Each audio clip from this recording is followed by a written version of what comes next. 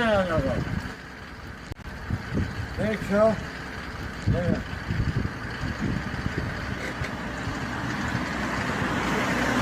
Hepsi görüşün yani. Hepsini veriyorlar.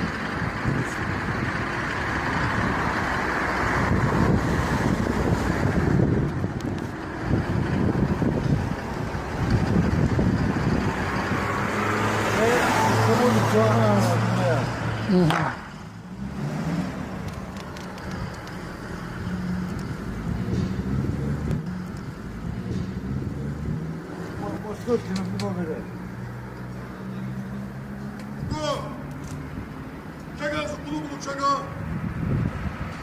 Czuję pusy, ale budu czekać.